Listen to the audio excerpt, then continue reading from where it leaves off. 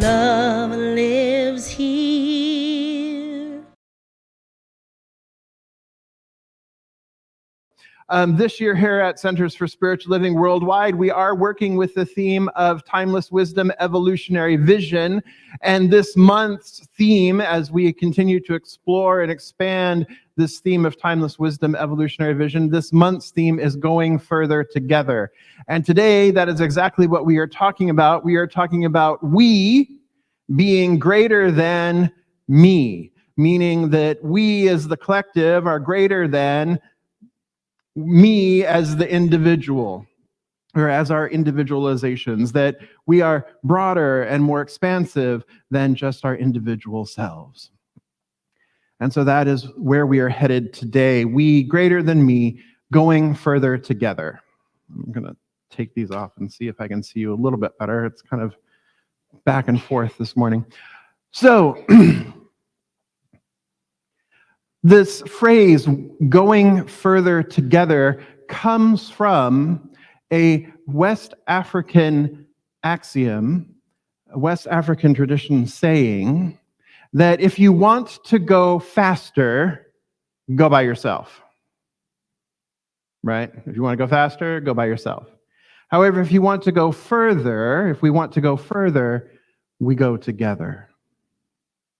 And so as a community, what we are called to do, we have been talking about this, coming together in a common unity, as with a common purpose, with a common ideal, with a common value system. And we want to move this out into the world, that we are, as we were talking about last week, emissaries of love, that we have the ability and the opportunity to go out into the larger community, emitting a greater expression and expansion of ourselves, expression of love out into our community. And so I wanted to highlight Maria Sneed this morning, because when we sent out the email on Wednesday or Thursday, I invited everybody to write us back and tell us how you are an emissary out into the greater community. What organizations, because last week when I asked you, do you belong to other organizations other than Center for Spiritual Living, everybody's hand shot up, and it was like, Shawnee and I and a few others got to talking, and it was like, well, wouldn't it be really cool to find out what groups and what organizations and how we're already out there in the world participating? And so I asked you in the email that goes out, what it is that you're doing and how it is that you're serving and what those groups are and how you're participating in those groups. And Maria Sneed, man, she was on that like no time flat. She immediately wrote back and she immediately shared with us that in addition to the great work that she's doing working at Riverside County, but the great work she's doing in the world, she also is in leadership with her union. And she's bringing her full presence. She's bringing the power and the presence of who she is. She's bringing this philosophy, this way of life into her leadership and into the way she participates in leadership with her union. And so this past Saturday, just yesterday, she and a whole group of people were out at Helping Hands in Moreno Valley that was providing services for folks who maybe are experiencing food insecurity or health insecurity or job loss. And so there was this huge event out at one of the high schools in Moreno Valley, Delago, I think that's the one it was, that was an opportunity for people to come together and support one another and support the community. So I want to give a great big shout out to Maria Sneed for sharing that with us and for participating in our community in that way. And then she also said that she does phone banking and canvassing neighborhoods, and that when it's time for elections, right? Because part of her union work is to help educate and get the vote out. So that's really a wonderful thing too, registering voters and getting the vote out. So what a wonderful thing. So thank you, Maria, for all of the beautiful work that you are doing in our community. I know you're out there in TV land right now. Thank you for all the beautiful work that you're doing out in our community, being an emissary of love And keep up the great work. And thank you for sharing what you're doing so that we may participate with you when things come up again, like helping hands. So that's an opportunity for us to participate and share that with this larger community too. So thank you for all the work you're doing. We really appreciate it. So I want to hear from all of you too. So make sure you send us an email this week. Send it to office@riversidecsl.org. And in the subject line, type in emissary and let us know what you're involved in. I know what some of you are involved in, but let's really hear about it. Let's see. Because I was thinking, it's like, it's kind of like playing the game 6 Degrees of Separation of Kevin Bacon, right? Like, how is this connected to this connected to this connected, and all within 6 degrees? Except really, what a backwards way of saying that in terms of the game, right? It's not really about separation. It's about connection, right? So all of these are direct connections. So let's hear how we're connected and how we are expanding out into the world. Because when we go together, we go further, yes? But when we go together, so I was sharing with you last week too, that going together also means doing our work individually, right? So it's how Beth shows up at her workplace or in her organizations. It's how Jim shows up within his organizations and his sphere of influence, right? It's how Helen shows up in hers, or Tomorrow shows up in hers, or Jabel shows up in hers, right? That it is individually we are doing these things, but we come together collectively here as a community, and then individually we go back out into our spheres of influence and we make an impact, and we have an impact. And so therefore we are growing exponentially, we are sharing our love exponentially, and we are able to go further together than if it was just one person. If it was just Chester out there on the street corner. Can you imagine it? Chester out there on the street corner holding a sign. Oneness, right? Rather than Jesus saves, just oneness, right? And he's the only one out there saying, you too are God, right? You too are the divine. And he's the only one out there on the street corner. Well, it might make some difference or not.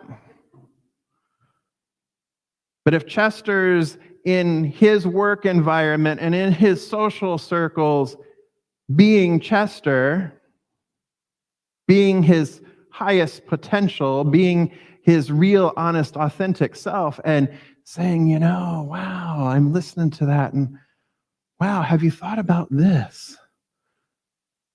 That, it really is about love, that really we're all in this together. That there really isn't this separation. There really isn't this thing that we want to buy into.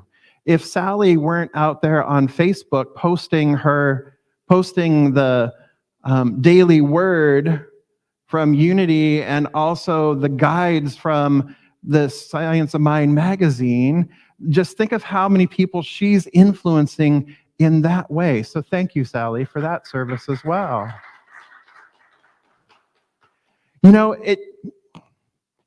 It doesn't have to be huge, right? It doesn't have to be big. It's something so simple. That's really simple. That takes you, maybe 2 minutes if tops or whatever.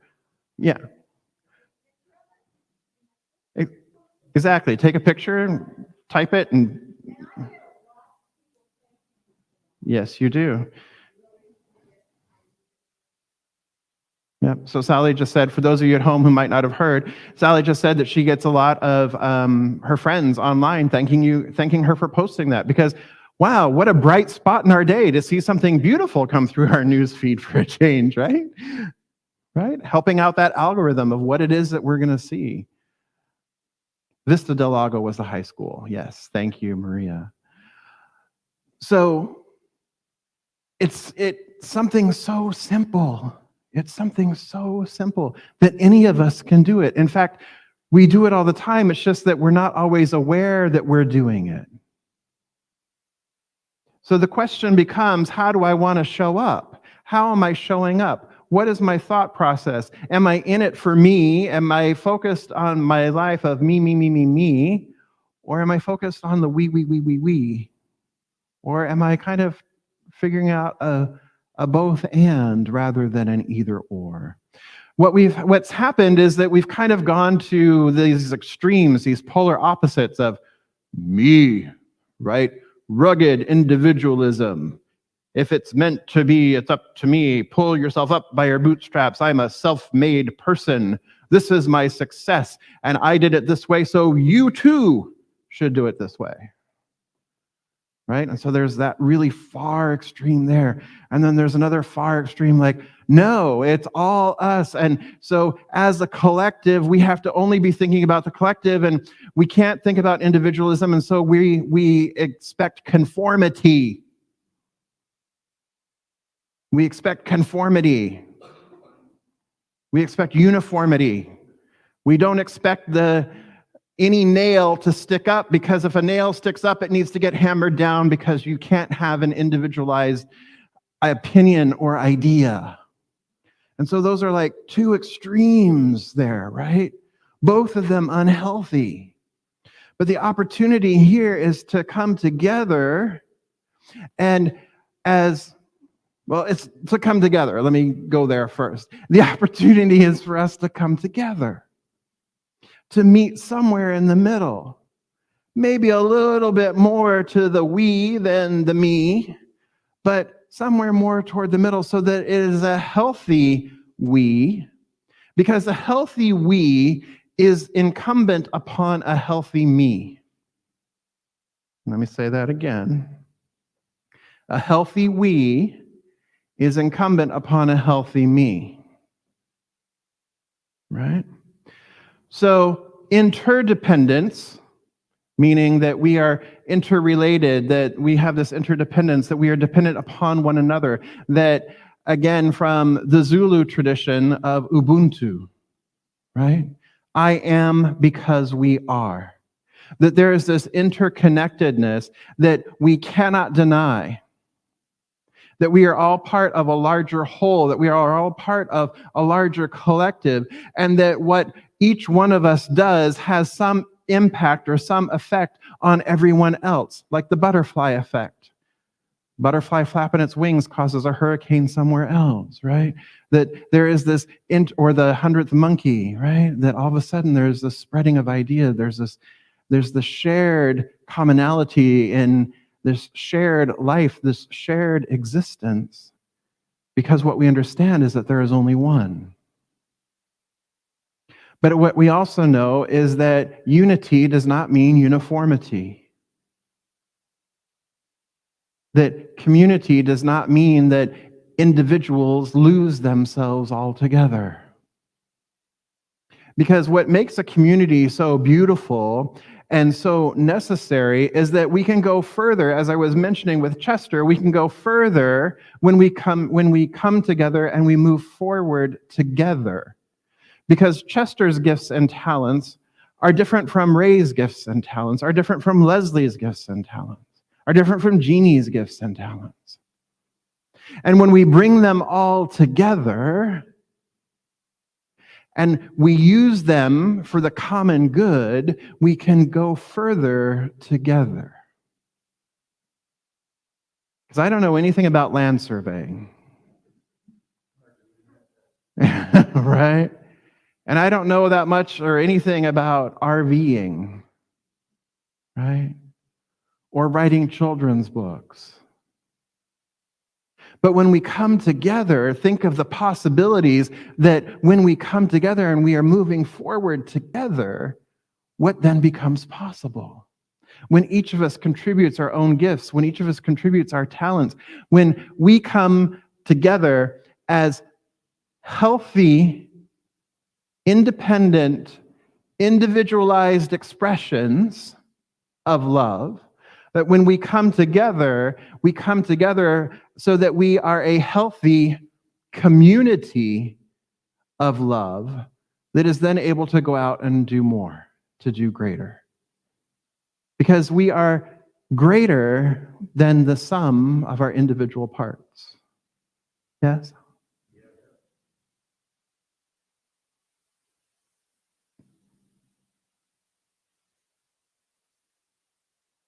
So our philosophy, what we teach, when we are moving through the stages of consciousness that I've talked about, or the kingdoms of consciousness, the stages of spiritual development. I've talked about it many times. You've heard it talked about many times. Our guest speaker last month also talked about the 4 stages of spiritual consciousness, or stages of spiritual development, the 4 or kingdoms of consciousness, whatever you want to call it, about the to me consciousness being the lowest level of consciousness, that or conscious development, that everything is happening to me, that I'm looking externally for my good, that I'm looking externally for somebody to supply my needs, to make me happy, and that I really don't have any responsibility, and everything is happening to me, and so then I feel like I'm not in control. And so there's a lot of blame that goes out. There's a lot of shame that goes out. There's a lot of projection that happens in this stage, right? Well, when we look at Stephen Covey, author of Seven Habits of Highly Effective People, he calls this the dependent stage, that we are dependent on somebody or something external to us to give us what we want, what we desire, and that when it doesn't happen, then it's about blame and anger and shame, etc., right? That we are coming from this dependent place. Like, I want this, but I'm not going to do anything to make it happen, and you need to make that happen for me. You need to give it to me. And if you don't give it to me, you're withholding from me. So then I can now be mad at you. And then I feel whatever it is that I feel. Perhaps I feel a little bit better about myself because it's not in my hands, it's your hands, and you're not doing it. So now I can just be mad. And that's something that maybe satisfies for a bit, right? But what is it that we teach here? What is it that we know moves us to the next stage of consciousness? The by me stage. It's about taking personal responsibility and personal accountability for our lives and how we show up to life and what we are willing to say yes to and how we are willing to participate in changing our life, changing our situation. And where does that start? It starts with changing our thinking, change our life. Yes? So if we are changing our thinking, we change our life. We are changing our thinking. We are changing our beliefs. We are changing our attitudes. We are changing our behaviors. We're taking responsibility for ourselves. We're taking responsibility for our life. And so then that moves us, that empowers us to move into that next stage of consciousness, which is the by me stage, that I'm creating my reality. I'm creating my world, right? And so Covey calls this the independent stage. That, yes, all right, you know what? I've done the same thing. Now I'm independent. I'm not dependent on you doing something for me to be happy. I'm not dependent on something outside of me for me to have a great life. I'm not dependent on something else. But I am independent. There's a self-sufficiency here, right? The danger of this self-sufficiency, if we take it too far, is that then it starts to produce an idea of scarcity, of lack, of if I'm going to I have to get mine before you get yours.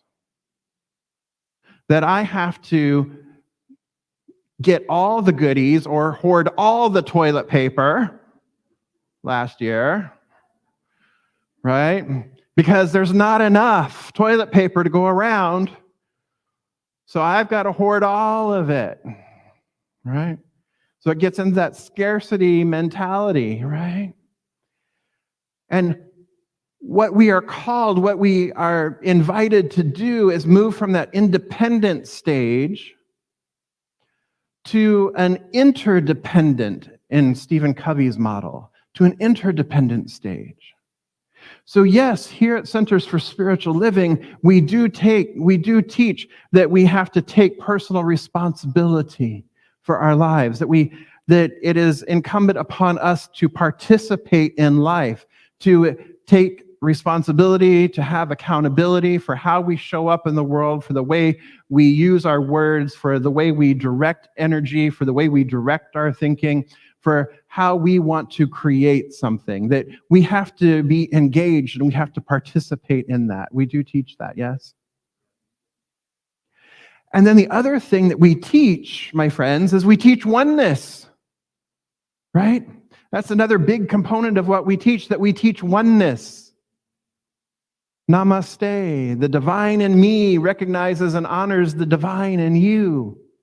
We teach oneness, that all of life, that all of creation is a divine manifestation, impartation, and expression of one life, that each of us is an individualized expression, but there is only one. We teach unity, we teach oneness. Well, then, if there's unity and oneness, what is that? That's interdependence. That's we. That is a collective consciousness. That is a collective whole. That is a community that is coming together as one. So when we are healthy in our independence, we are then able to know that, yes, we are self-sufficient, that we create, but now, because we also recognize our oneness with all of life, and we are mature enough that we move into interdependence, that we recognize that we can use our independence for the greater good of the whole. Because we recognize that if we only use it for ourselves, we are not participating in a world that works for everyone in all of creation. We're closed off. The only way we're ever going to get to a world that works for everyone in all of creation is if we together recognize our skills and our talents, our individualized skills and talents, and begin working together, using our individuality, using our independence to serve a greater good, a higher good, a common good, a unity, a collectiveness, to serve the we. So it was very interesting this week looking at Stephen Covey's work and looking at the 4 kingdoms of consciousness, or the 4 stages of spiritual development, and seeing how those overlap. Because when we get to the through me, in order to move to through me, which is the 3rd stage of spiritual development, that life is happening through me, that I'm a co-creator. Well, who am I a co-creator with? I'm a co-creator with Spirit. And how does Spirit show up here? All of y'all. That's plural, by the way. That's Southern plural, right? That's the plural of y'all, all y'all, right? So that, my Texas is showing. So that we are working together, we are co-creating together. So this side of the equation is the oneness side, the through and the as, is where we experience unity, where we experience oneness, where we experience that wholeness. And so we have to surrender a little bit of our independence, perhaps. Not really surrendering our independence, but we have to surrender the way we view independence for the greater good, so that we can move into a higher state. Because if I'm not willing to share my toys, then how can we all play together?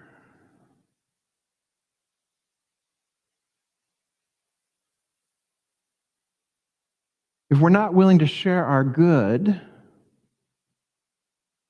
we're not willing to share our gifts and our talents and our skills, what good are they really? They just become transactional. That only gets us so far. It might get us it might get us fast, someplace fast, but it won't get us someplace far. Frances this morning, it was beautiful in her meditation. She invited us to think about, what can I do right now? What can I do right now that would have a greater impact on the we? Maybe what behavior can I change? What habit can I change? It might be something like that, or it might be something even smaller. But what action can I take right this minute or this day? Not even let the sun set on it.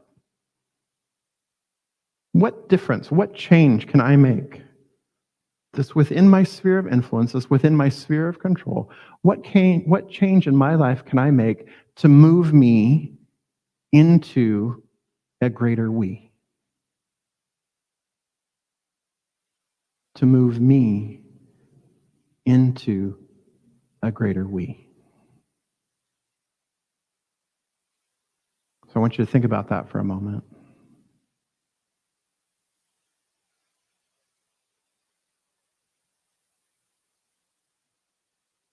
What could I do today to move me into a greater we? Because just like the kingdoms of consciousness, we have a sense of gravity. We gravitate to one or another, or there's a center of gravity amongst the four stages of spiritual development, that it's fluid.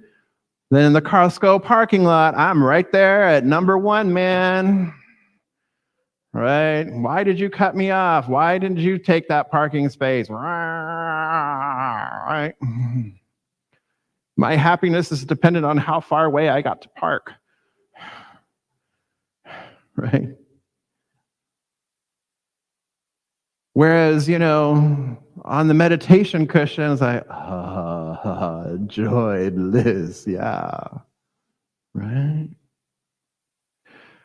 Same thing happens, I think, with Stephen Covey's work of dependent, independent, and interdependent, that there is this fluidity that in some aspects of our lives, I just did that, like I have a lot of hair, that there's some aspects in our lives where, I realize that I am feeling a little dependent here.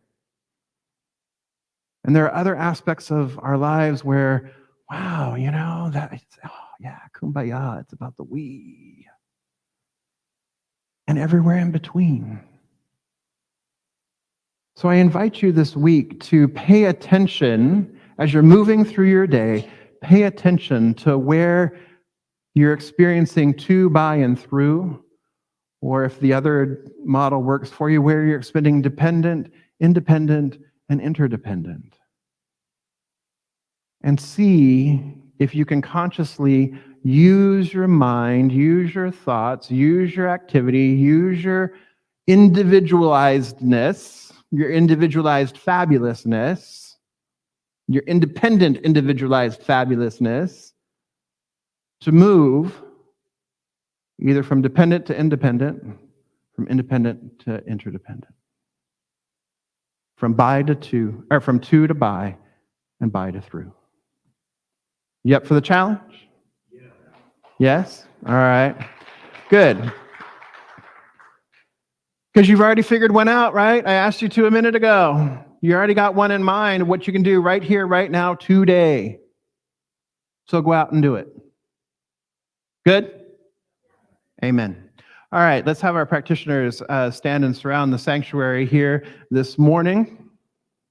And I invite our core council members to join them as they are present.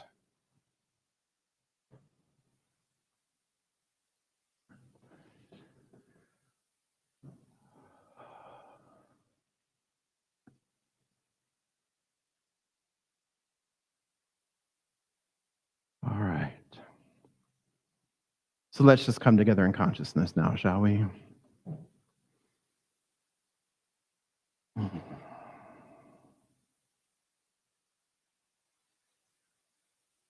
I recognize that there is only one. one life. This one is the divine. This one is spirit. In the beginning was the one and only the one.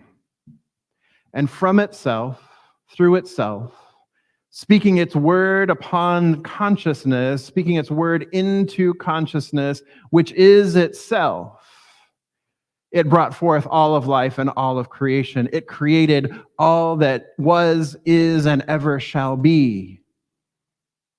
It is infinite, eternal, and forever expressing. It is expansive. It is love. It is peace. It is order. It is harmony. It is unity in the diversity, and the diversity in the unity. For there is no other. There is only one. And so all of life is interconnected. There is absolutely no separation whatsoever because there cannot be any separation. There cannot be anything other than the one. Therefore, I know that I am one with the one. The very essence, the very nature of my being is the one, individualized in this form, in this time, at this moment.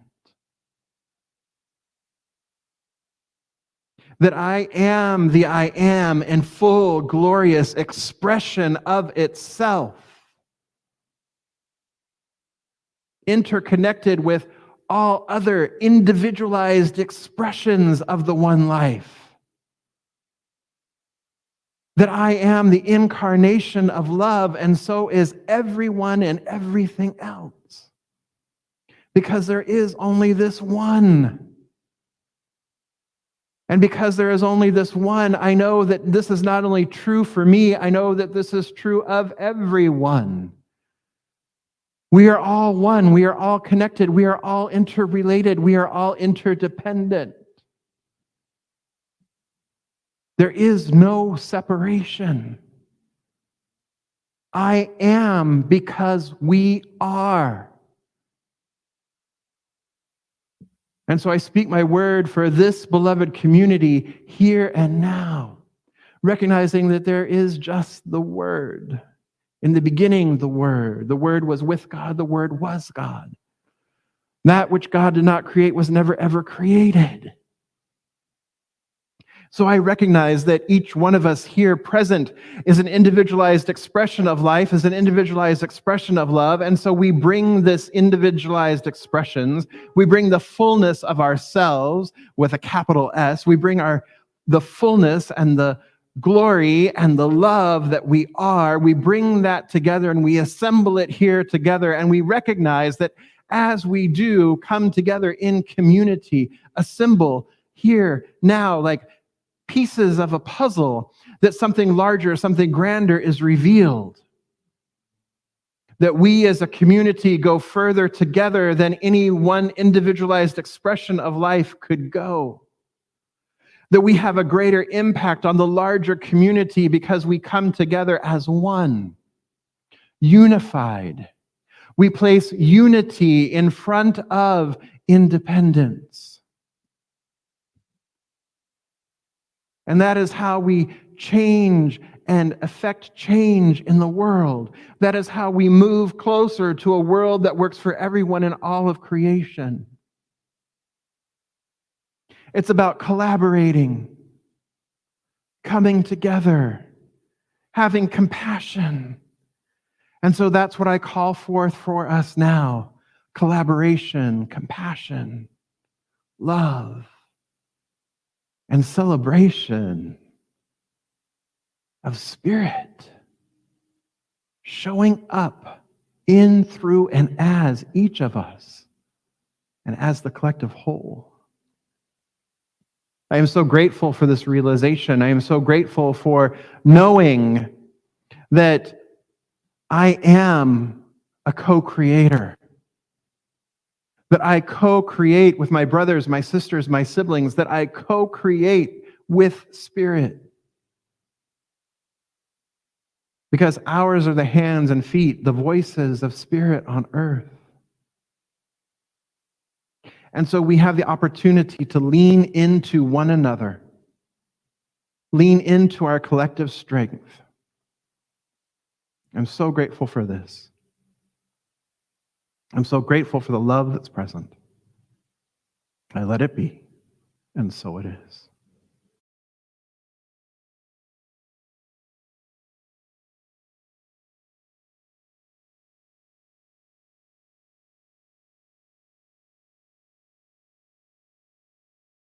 Love.